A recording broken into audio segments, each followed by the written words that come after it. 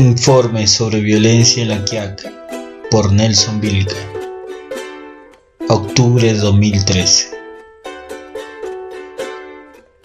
Según organismos de oficiales en nuestro país, hay casi una muerte por día, víctima de la violencia de género.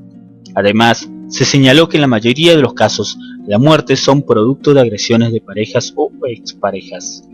En el año 2011, en Argentina, murieron 282 mujeres, que dejaron huérfanos a 346 niños. Estos últimos terminan siendo las víctimas colaterales de esta violencia.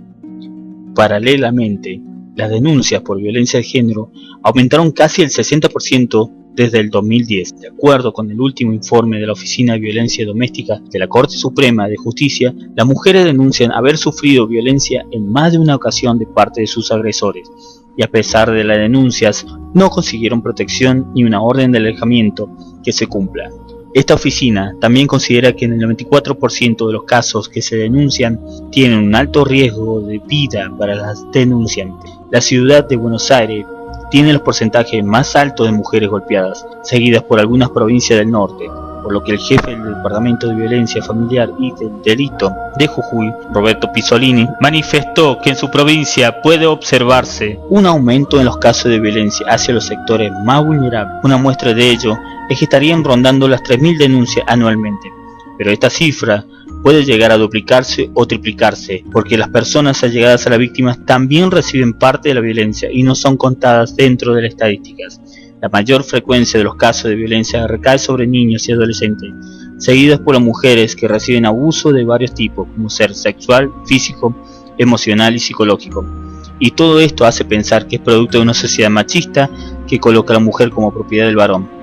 Y los agresores se justifican aludiendo que sus mujeres le pertenecen y están subordinadas a ellos, hecho que les parece tan natural que ni siquiera consideran que están haciendo algo malo al maltratarlas. Una posible razón de esta violencia es que los victimarios presentan un cuadro enfermizo de celos, argumentando que la mujer los engaña o lo va a dejar, que no satisface sus necesidades o la negativa de retorno ante la ruptura. Ante esta situación, la mujer, aterrorizada, no suele reconocer la violencia que está padeciendo, tiende a cubrirla con argumentos poco convincentes, como caídas, agresiones de otras personas o intento de suicidio. Queremos recalcar que las mujeres de 15 a 19 años son el grupo más vulnerable a los abusos y tráfico, por diferentes razones, como ser el hecho de tener compañeros jóvenes que tienden a ser más violentos y tener conducta de riesgo como abuso de drogas y alcohol, o que sean más inestables emocionalmente. A su vez, la paternidad y la maternidad temprana también son factores de riesgo que parecen vinculadas con situaciones de abuso o de violencia. Diversos estudios señalan que los mayores niveles de analfabetismo tienden a indicar un contexto de pobreza extrema, lo cual aparece frecuentemente asociado con un mayor nivel de violencia. En definitiva, la pobreza y la falta de educación asociada a ella son problemas estructurales que sin duda agravan los niveles de violencia de género. Mi nombre es Ángela Monasterio, soy de la organización Mocaju, que es Movimiento Originario Campesino de Jujuy. Soy de La Quiaca y un grupo de mujeres está trabajando sobre lo que es el tema de violencia de género. ¿Están dando charlas? ¿Tienen casos? Como es un grupo que recién se está formando, recién nos estamos organizando, y con las actividades que estamos empezando a hacer es el ciclo de cine. Y ahí vemos qué tema tratar, para que eso después sea un disparador para armar el debate, ¿no? Al estar estos pocos días en La Quiaca, había hablado con vos y con tu mamá y me habían comentado de algunos casos sobre abuso sexual infantil. O sea, existen estos casos y más o menos si me puedes explicar, cómo fueron y dónde. Sí existió una violencia hacia niñas, ¿no? Que fueron muy cercanos a la familia, y nosotros como como familia y bueno, como también mujeres, también bueno, lo que hicimos fue este caso pasó en San Salvador de Jujuy y bueno, nosotros las trajimos acá a las niñas para que no vean eso, ¿no? El tema de porque estas nenitas fueron abusadas, ¿no? ¿Por un pariente? Abusadas por un pariente. Pero no solamente en San Salvador, también acá en otros pueblitos me contaba tu mamá que en pueblos donde ella vive también habían sido casos. Eso no lo sé muy bien. ¿Cómo es la relación en esta parte del norte, el trato hacia la mujer? Es muy machista, ¿no? Inclusive hay mujeres que tienen esas prácticas que como que el hombre tiene la razón, que por ser hombre tienen derechos hacia la mujer y como que tan impuesta también esas normas que ya le vienen de generación en generación, ya le viene y es difícil de sacar, ¿no? Eso. Y nosotros en eso estamos trabajando, en hablar más con las mujeres y decirle, o sea, cuáles son los derechos de ellas. Cuando están en los talleres yo he visto que son muchas las mujeres que asisten, que ven los documentales, pero son muy pocas, incluso casi nadie habla, o sea, tal vez una o dos mujeres en el diálogo, en el debate, y eso que son mujeres solamente, son muy pocas las que hablan. Sí, lo que pasa que está metido ese tema de que ponerle pasa alguna violencia en una casa que es hacia la mujer y ya el hombre le dice esto es una cosa, o sea, de la casa que nadie se tiene que meter y o sea, y también, o sea, provocan el miedo a que la mujer hable. El hombre provoca eso. Esta situación de algunos planes sociales, porque justamente no hay mucho trabajo que digamos acá estables, sino más bien changas, y que hace que las mujeres que tengan algunos planes de vivienda, planes sociales, planes de asignación por hijo, muchas veces no le alcanza ese dinero para mantenerse. Y eso hace que estén en una situación de vulnerabilidad, que muchas veces puede venir alguien, un puntero o quien fuese, o incluso la misma policía, y aprovecharse de esa situación de vulnerabilidad, de necesidad. Sí, eso se ve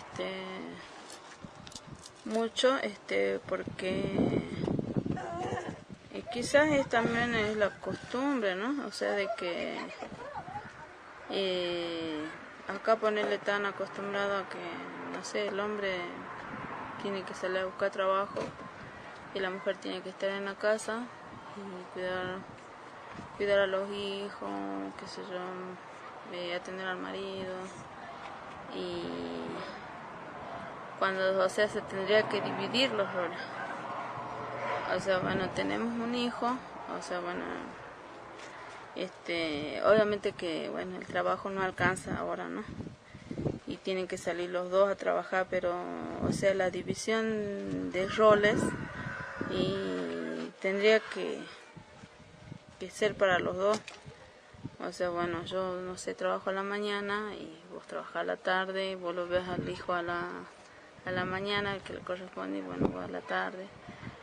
Tendría que haber una división de roles que acá no hay, por eso es que la mujer es como que ella sola tiene que ver por el trabajo, por la familia, como que absorbe todo, ¿no? Cuando no tendría que ser divididas las cosas. ¿Hay algo que yo no te pregunté y que vos creas que es importante hablar del tema del que fuese? O sea, algo que nos estamos olvidando, que vos crees que es importante dialogar.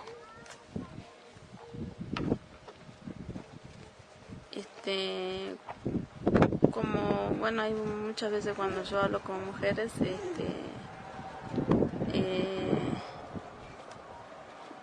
les digo que a nuestros hijos, no sé si les enseñar, educar, cómo sería la palabra, de que tanto el hombre como la mujer tenemos, ¿no?, los mismos derechos, somos iguales, que no, ¿cómo te podría decir? Que eso, o sea, que cada uno, o sea, tiene sus derechos, ¿no? Y que tenemos que saber cuál es la posición que tenemos cada uno, porque no por ser mujer, o sea, nos van a venir a maltratar, a ejercer algo que no queremos hacer. Mi nombre es Sheila Rosenzweig. Soy psicóloga y estoy trabajando en el CIC, el Centro Integrador Comunitario de La Quiaca. La intención justamente es que habláramos sobre el tema de violencia. O sea, ¿qué es lo que sucede acá con respecto a tu trabajo? Bueno, acá, digamos, en todo lo que es la zona del SIC, una de las cosas por ahí que yo pude observar desde la experiencia en estos 2 años y medio que estoy acá, hay muchas consultas por demanda espontánea o por oficios judiciales que tienen que ver con situaciones de violencia, ya sea violencia, sobre todo violencia intrafamiliar, en lo que refiere a violencia de género en relación a las parejas, violencia conyugal, hacia los niños, y también situaciones de violencia laboral e institucional.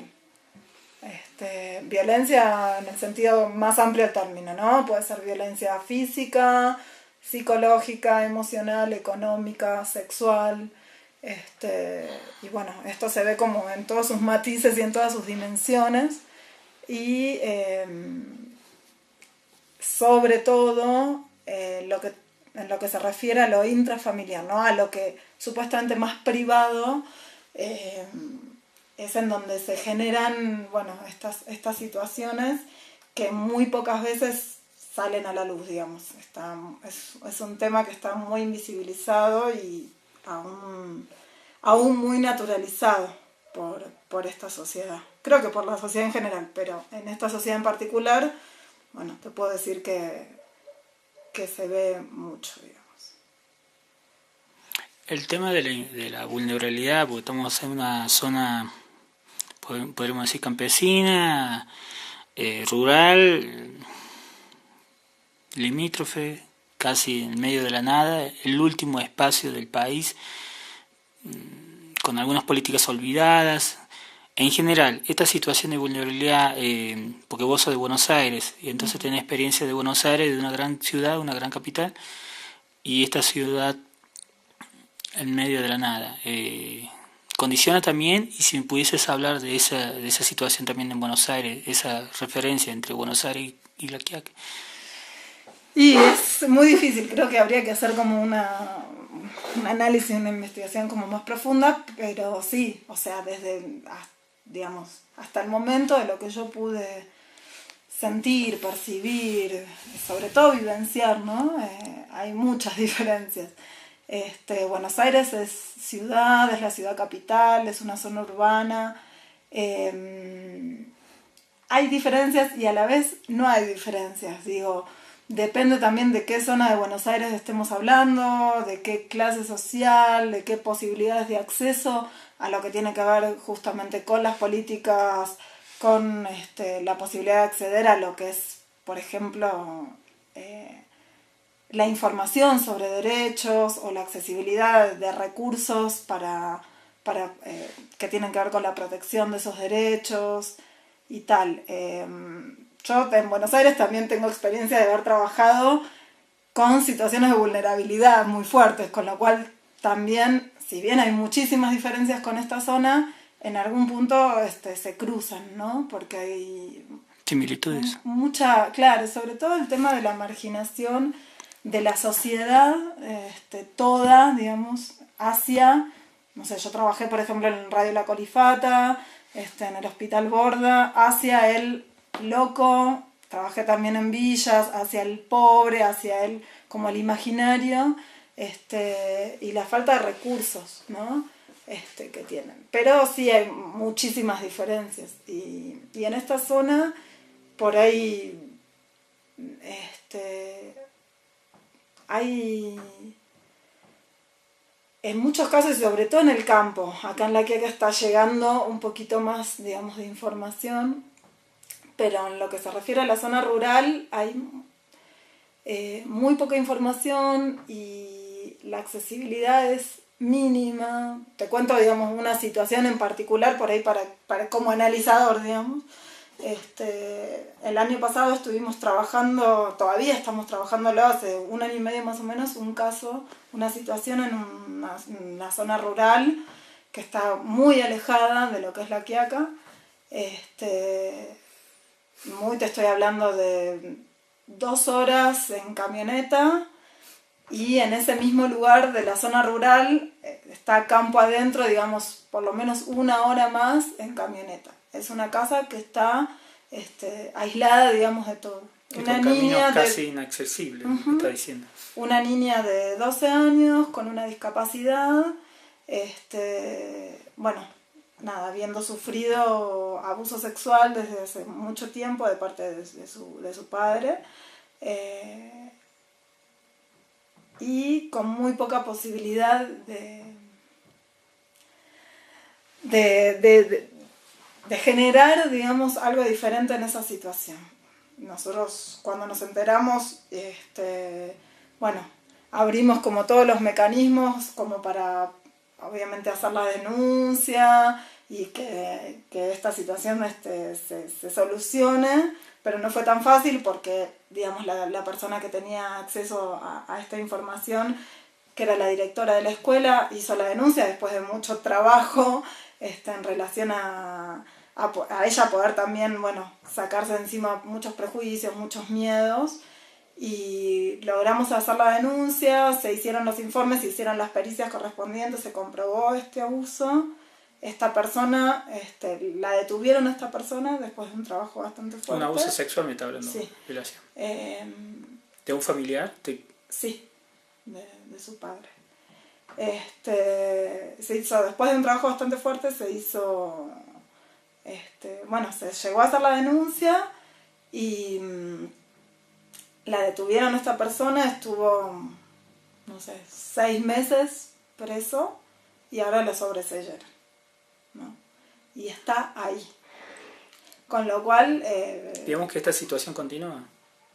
Sí, no sabemos en realidad, pero ahora, bueno, le dimos intervención también al CAINAF, a lo que es la Secretaría de Niñez y Adolescencia y Familia, con la cual en realidad nosotros tenemos que trabajar articuladamente estas situaciones, pero ya estaban, digo, lo que te quiero decir es que estaban las pruebas, la pericia, todo, y así todo, bueno, esta persona la dejaron en libertad y volvió al lugar. Con lo cual, lo que muestra esto, digo, es la situación de extrema vulnerabilidad que se vive en esos lugares, ¿no? En muchos casos. Bueno, nada. Yo te había preguntado con respecto a la situación de violencia por un interés, porque estoy haciendo información sobre esta temática. Pero estamos dando charlas en los colegios y habían surgido varios temas. El tema de trata, discriminación, bueno, violencia, suicidio y otros temas. ¿Hay algo que no estamos hablando? ¿Hay algo que es importante, que vos creas que es importante, que es necesario mencionar y que no lo estamos haciendo? No lo sé, pero yo siento sobre todo que hay algo en relación a la identidad, ¿no? Como algo que tiene que ver con la construcción de la identidad en estos lugares de frontera, de paso, ¿no? Que se diluye, se pierde, se borra entre otras cuestiones. Y me parece que habría que apuntar como un poco más ahí para poder trabajar este tema de la identidad. ¿Cuál es la identidad, por ejemplo, de estos lugares, ¿no? Del quiaqueño, del puneño, del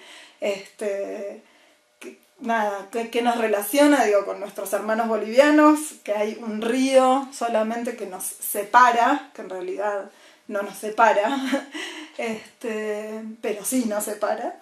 Y bueno, me parece que ese punto en donde creo que en los últimos años se fue como perdiendo la identidad, sobre todo me parece en esta zona, va haciendo que la identidad obviamente en relación también a la pérdida, por ejemplo, de posibilidades de trabajo, de trabajar la tierra, de ese lugar que se le daba antes al propio trabajo, ¿no?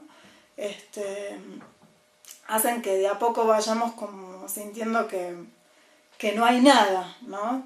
Y cuando sentimos que no hay nada, que hay un vacío y que perdemos como el sentido de nuestras vidas y la proyección, si perdemos nuestra identidad, que tiene que ver con nuestra raíz y nuestros orígenes, muy difícilmente podamos hacer crecer nuestras ramas, que es nuestra proyección, nuestros sueños, lo que queremos ser. Con lo cual, si me preguntas a mí, yo iría como para ese lado, ¿no? Revisaría un poco qué estamos haciendo con nuestros orígenes, como acá le dicen, ¿no? Con el saber de nuestros abuelos, ¿no? Creo que para todos, pero particularmente en estos lugares, yo creo que tenía una fuerza eso que sostenía muchísimo y que hoy se ha perdido. Y que eso obviamente, bueno, hace que exista un vacío muy grande en donde puede ser, llamarlo violencia, alcoholismo, suicidio y todo lo que se va desprendiendo. En realidad son como síntomas sociales. Me parece que más allá de lo particular hay un síntoma social, ¿no? En todo esto. Y yo buscaría por ese lado, por el lado de la identidad y bueno, y eso. El contacto que cada uno, y como grupo también, como colectivo, ¿no? Yo lo que noto también es que por ahí en este lugar, que no es ni ciudad, no llega a ser ni ciudad ni campo, que está como ahí, ¿no? Lo colectivo, que también creo que es uno de los valores como muy fuertes de lo que es la cosmovisión andina, ¿no? Esto de la comunidad, hoy ya no se ve, o por lo menos resulta como muy difícil verlo en su esencia. O sea, eso. O sea, apareció todo lo que es el sistema, bueno, capitalista, con sus modos de consumo, y ya me parece que, se empezaron a generar como estas necesidades de competir con el otro, de que lo único que me importe soy yo y en todo caso como muchísimo mi familia, pero no más, ¿no? Y no poder ver al otro como un igual, más allá de las diferencias que pueda haber. Eso. Gracias. De nada. Octubre de 2013, Sila La Quiaca. Gracias. Bueno, espero que sirva para... Bueno, mi nombre es Paola Zambrano, soy asesora legal de la Secretaría de Derechos Humanos que se ha inaugurado en la ciudad de La Quiaca, que pertenece al municipio. Es un organismo de creación muy reciente que se realizó por la necesidad que tenía la gente de contar con un lugar realmente donde recabar información y poder realizar las denuncias acerca de la violación de los derechos humanos. Con respecto a la situación que como abogada te llegan a vos, trata, violencia, discriminación, femicidio, ¿cuál sería la realidad de acá de La Quiaca? Bueno, la realidad de La Quiaca es característica en el sentido de, por ejemplo, los temas de detenciones de la policía, es algo muy frecuente que realmente no se están cumpliendo con los procedimientos legales que rigen a nivel provincial. No es que tengamos un procedimiento distinto en Ciudad Capital que en lo que es el municipio. Y hemos tenido incluso ya desde las secretarías denuncias acerca de esa situación. Detenciones, por ejemplo, que se extienden a más de 24 horas, en donde están aplicando un código contravencional o de faltas que es a nivel policial, que es Ese código es totalmente ilegal e inconstitucional porque ya hay leyes vigentes, declaraciones de derechos humanos, leyes vigentes, un código procesal penal que lo excluye y que si bien no está derogada esa ley, es inconstitucional porque justamente está en contra de todas las disposiciones nuevas ya que se han establecido en relación a las detenciones. Por ejemplo, es una situación común que estas detenciones se basen en el estado de ebriedad y donde la participación del fiscal que está en Jujuy realmente no es efectiva porque la policía no tiene como un proceder diferente a lo que realmente debería realizar o debería cumplir. Esa es una de las situaciones. Y después otra situación que se ve mucho también es la violencia familiar. Situaciones en donde la mujer es golpeada, es maltratada, donde realmente no tiene la posibilidad de recibir información de qué hacer, cuáles son las medidas judiciales que la pueden proteger. Y también tenemos algo que es natural, digamos, en las personas, es el hecho de decir la capacitación que pueda tener tanto la policía, gendarmería y todos los organismos del Estado en cómo atender a esa víctima, cómo resguardarla, cómo contenerla. Muchas veces las reacciones de la policía o de otras instituciones es no, ¿para qué va a denunciar si después te va a volver? Y situaciones en donde la víctima en vez de tener apoyo tiene como una especie de rechazo. Y otra situación también que yo noto en lo que es frontera es el tema de la discriminación, pero muchas veces no es discriminación nuestra hacia los hermanos bolivianos. A veces incluso es también al revés, el decir qué diferencias nosotros también tenemos como argentinos en otro lugar. Son situaciones que por ahí las hemos escuchado en forma frecuente aquí en la Secretaría, de escuchar denuncias que, por ejemplo, argentinos que han tenido accidentes en Bolivia y donde la policía misma no le quiere recibir la denuncia por el hecho de ser argentinos.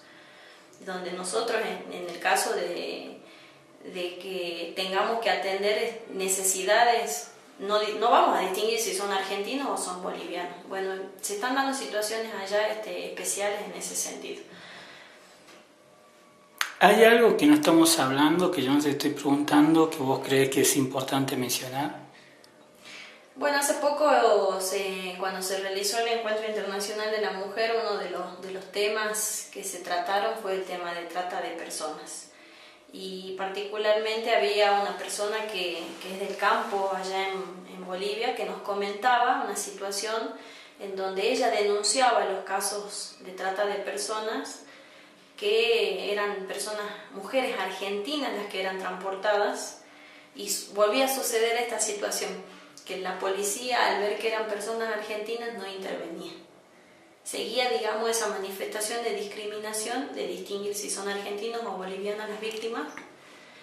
Y al estar en una situación de frontera, nosotros vamos a tener muchos casos de trata de personas. Y otra situación que también hay que ver y evaluar es el tema de los niños, porque el transporte de un país a otro de los menores, sobre todo en el caso de Bolivia, es muy distinto, ya que no necesitan tantos requisitos los ciudadanos bolivianos para transportar menores. Con la autorización de 2 testigos ellos pueden llevar un menor, no como el caso argentino, que realmente tiene que acreditar la tendencia o la autorización de uno de los padres para que un extraño pueda transportar a un menor. Esas son situaciones que se tienen que evaluar porque tenemos un puente fronterizo donde pueden llegar a suceder irregularidades en ese sentido, por falta de control o por falta de convenios o de trabajo en forma articulada. Me interesó el tema de la mujer que denunciaba ese caso de explotación de mujeres argentinas. ¿Hubo seguimiento? ¿Qué avance hubo? ¿Qué se reveló? Lo que ella nos había comentado esta situación, porque ella lo observa en forma frecuente, pero... ¿Me está hablando de traslado o de un lugar físico como un prostíbulo? No, de traslado en vehículos. Donde ella ¿Por el campo? Por el campo, por esa zona, donde ella detectaba que las personas siempre iban durmiendo y que eran personas argentinas. Eso, bueno, ahora se está por volver a contactar a la persona que hizo la denuncia para poder investigar en qué zona es, Exacto. en qué horario se realiza el transporte, y también empezar a tener reuniones con la policía, con el consulado de Bolivia, para que estas situaciones de denuncia de argentinos también se tengan en cuenta. Nosotros en ese caso como Secretaría estaríamos denunciando la violación de estos derechos humanos justamente por la discriminación en la nacionalidad. Está hablando de la Secretaría de Derechos Humanos de la Quiaca. Sí, bien. Como Secretaría. Y trabajar en ese sentido con el gobierno boliviano para evitar estas situaciones. Muchas gracias. No, de nada. Bueno, mi nombre es Gilda Rojas. Soy profe de matemática, estamos acá en La Quiaca. Estuve trabajando en la Escuela de Comercio como tutora coordinadora del proyecto del Plan de Mejora Institucional, y dentro de este proyecto damos talleres a los alumnos de la escuela, 1500 alumnos más o menos. ¿Sobre? Antes de las vacaciones trabajamos específicamente con chicos de cuarto y de quinto año sobre proyecto de vida.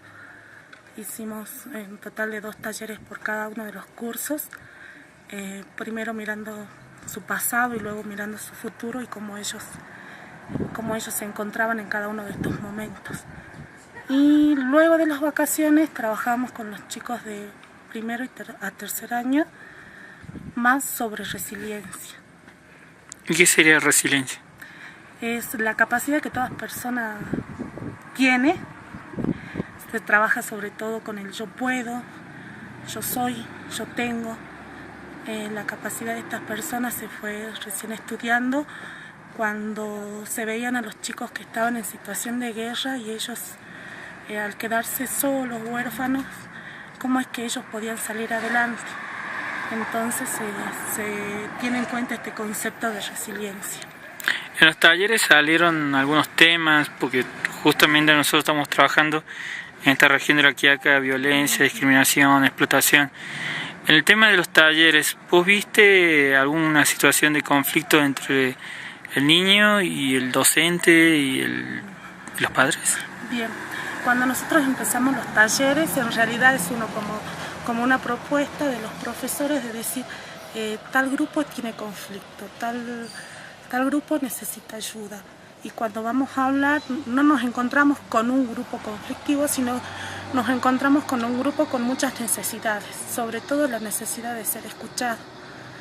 Y cuando terminamos los talleres, porque los talleres son como movilizantes, si bien partimos de juegos, luego hacemos los análisis, entonces los chicos al finalizar se quedan con nosotras, charlando y contándonos situaciones de violencia dentro de la casa o dentro de la misma escuela o entre los mismos compañeros. Y vos también hablabas de esta cuestión, bueno, de la imposición del docente, este alumno tiene problema con tal o cualquier cosa, y lo que vos decías es que el niño por allí no era que tenía un problema, sino que veía la incomprensión y la no escucha de los padres. Claro. Y se propuso de los chicos que los talleres ya no fuesen de los chicos, sino hacia los padres o los docentes. Sí. Contanos. Cuando nosotros les decimos que sueñan en una escuela, ¿cómo la sueñan en esa escuela? Se levantan un día a la mañana y ¿qué encuentran en esa escuela? Primero nos dicen esto de lo que te comentaba, ¿no? De un lugar a donde se los pueda escuchar, se los pueda valorar, pero también nos dicen, ¿y por qué no estos talleres se los dan a nuestros padres? ¿Por qué no estos talleres se le dan a los profesores, a los preceptores, que son las personas que están también cerca de ellos? A partir de esto, desde la vicedirectora de la escuela, se planteó un taller con profesores. Hicimos el mismo taller, movilizante, a donde ellos tenían que analizar todo lo que les había pasado antes y cómo se veían hoy ellos como profesores en la institución. Y fue conmovedor ver a muchos de los docentes movilizados, llorando, y al finalizar hablándonos de lo que les pasaba y como que ellos se olvidaban de cómo habían sido cuando eran adolescentes.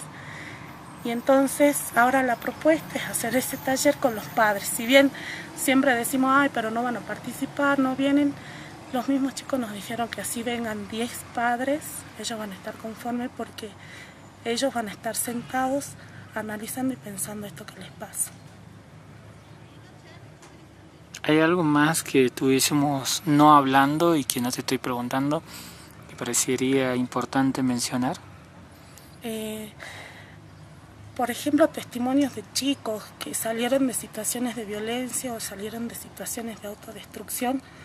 Al terminar el taller, por ejemplo, los talleres de resiliencia, al terminar el taller, escuchar testimonios de tanto de varones como de chicas que se encontraban en situaciones de autodestrucción, como alcoholismo y como drogadicción, y pararse y decir que él pudo o que ella pudo.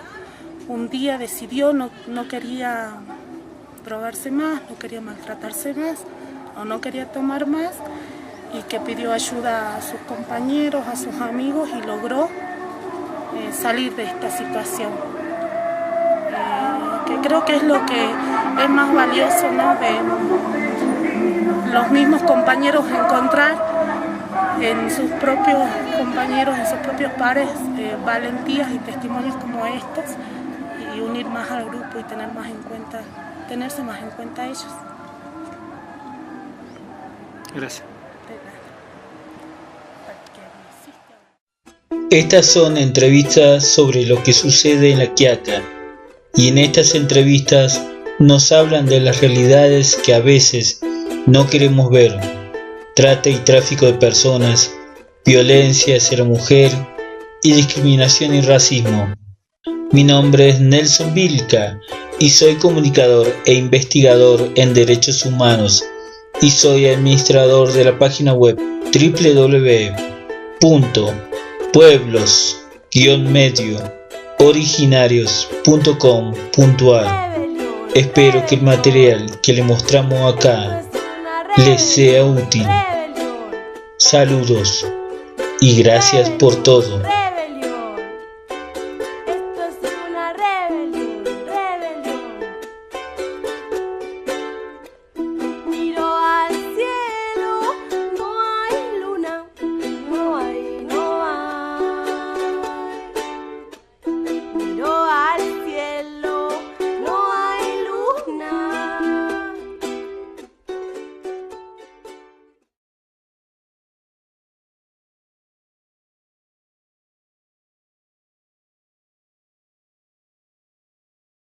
Bueno, que es Movimiento Originario Campesino de Jujuy.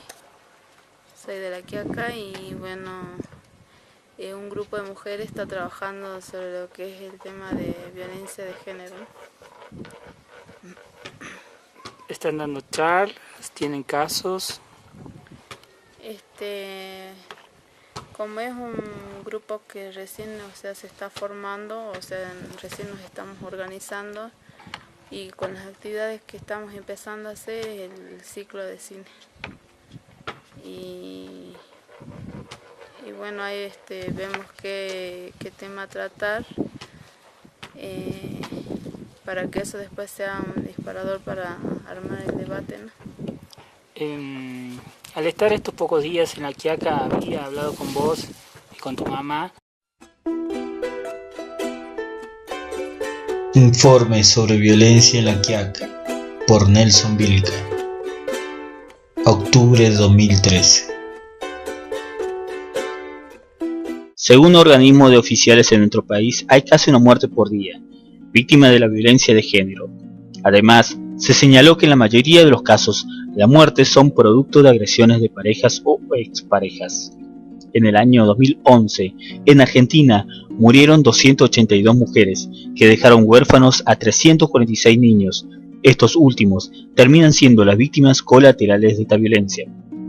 Paralelamente, las denuncias por violencia de género aumentaron casi el 60% desde el 2010. De acuerdo con el último informe de la Oficina de Violencia Doméstica de la Corte Suprema de Justicia, las mujeres denuncian haber sufrido violencia en más de una ocasión de parte de sus agresores, y a pesar de las denuncias, no consiguieron protección ni una orden de alejamiento que se cumpla. Esta oficina también considera que en el 94% de los casos que se denuncian tienen un alto riesgo de vida para las denunciantes. La ciudad de Buenos Aires tiene los porcentajes más altos de mujeres golpeadas, seguidas por algunas provincias del norte, por lo que el jefe del Departamento de Violencia Familiar y del Delito de Jujuy, Roberto Pizzolini, manifestó que en su provincia puede observarse un aumento en los casos de violencia hacia los sectores más vulnerables. Una muestra de ello es que estarían rondando las 3.000 denuncias anualmente, pero esta cifra puede llegar a duplicarse o triplicarse, porque las personas allegadas a las víctimas también reciben parte de la violencia y no son contadas dentro de las estadísticas. La mayor frecuencia de los casos de violencia recae sobre niños y adolescentes, seguidas por las mujeres que reciben abuso de varios tipos, como ser sexual, físico, emocional y psicológico. Y todo esto hace pensar que es producto de una sociedad machista que coloca a la mujer como propiedad del varón. Y los agresores se justifican aludiendo que sus mujeres le pertenecen y están subordinadas a ellos. Hecho que les parece tan natural que ni siquiera consideran que están haciendo algo malo al maltratarlas. Una posible razón de esta violencia es que los victimarios presentan un cuadro enfermizo de celos, argumentando que la mujer los engaña o lo va a dejar, que no satisface sus necesidades o la negativa de retorno ante la ruptura. Ante esta situación, la mujer, aterrorizada, no suele reconocer la violencia que está padeciendo, tiende a cubrirla con argumentos poco convincentes, como caídas, agresiones de otras personas o intento de suicidio. Queremos recalcar que las mujeres de 15 a 19 años son el grupo más vulnerables a los abusos y tráfico, por diferentes razones, como ser el hecho de tener compañeros jóvenes que tienden a ser más violentos y tener conducta de riesgo como abuso de drogas y alcohol, o que sean más inestables emocionalmente. A su vez, la paternidad y la maternidad temprana también son factores de riesgo que parecen vinculados con situaciones de abuso o de violencia. Diversos estudios señalan que los mayores niveles de analfabetismo tienden a indicar un contexto de pobreza extrema, lo cual aparece frecuentemente asociado con un mayor nivel de violencia. En definitiva, la pobreza y la falta de educación asociada a ella son problemas estructurales que sin duda agravan los niveles de violencia de género. Mi nombre es Ángela Monasterio, soy de la organización Mocaju.